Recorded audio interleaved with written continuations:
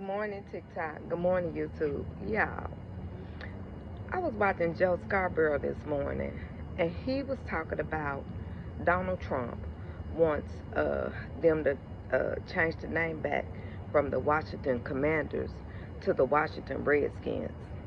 He was all in Trump's thing, 97% of the people wanted it to be called the Redskins. Of course, Joe Scarborough still calls it the Redskins. And he agrees wholeheartedly with Donald Trump that it should be changed back. I got two questions there. One, who is Joe Scarborough to decide that? I mean, really, who is he? And who is he to decide that the Native Americans would be all right with them changing that back? This is the same man that told us before Trump was elected how young white men were basically being discriminated against. Go back and look at all this commentary before Trump. Young white men, young evangelicals. You mean those racists? Because that's what they turned out to be. So he's the same one that was telling us about how these young white men were being mistreated. Joe Scarborough is the same one that will make woke sound horrible. And Reverend Al Sharpton, and I like Reverend Al, but Reverend Al Sharpton will go along with Joe on that because he didn't know what woke meant. You know what I mean? He's a boomer. He didn't know what woke meant. So he would go along with Joe Scarborough on him bringing down a word that black women started. You see what I'm saying? You gotta know your history.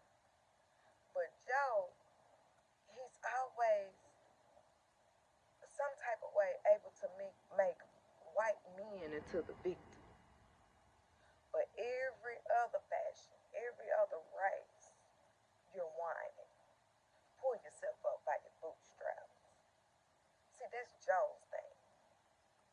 So the second part I had was, why would we want a sitting president to dip into the private sector and tell them what they need to be doing with their businesses, what they need to be, saying, what their names need to be? Donald Trump can't run his businesses other than grifting. He dang sure can't run the country because America's going hungry and America's losing more jobs than they're gaining. So why would he need to be dipping into the private sector? And why would the private sector need to be listening to him? But that's what Joe felt like it was all right for Donald Trump to do. Dip into the private sector. You see, something is wrong with that thinking. And then Joe was pushing that mess again this morning about, excuse me, about how he was somewhere in the Beltway and all they were talking about was Gaza and Ukraine and stuff, and they don't care anything about this Epstein stuff or any of this other stuff. Joe Scarborough told us that mess last year, the Democrats, because they still just talking about MAGA. They're not including us, y'all.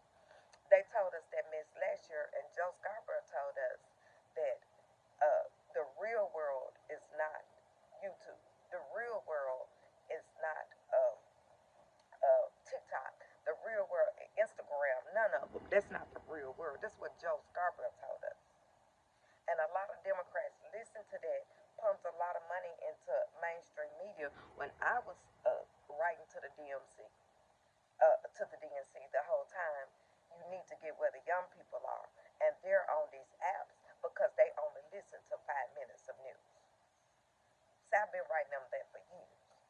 But Joe Scarborough had them really thinking that he knew what he was talking about. And maybe he does. Because he is secretly MAGA. You can't tell me he's not. Anytime a president sit and told people that you had unalived a staff member and you go in for him wholehearted, you either the weakest man in the world or you're MAGA crazy. There's no in between.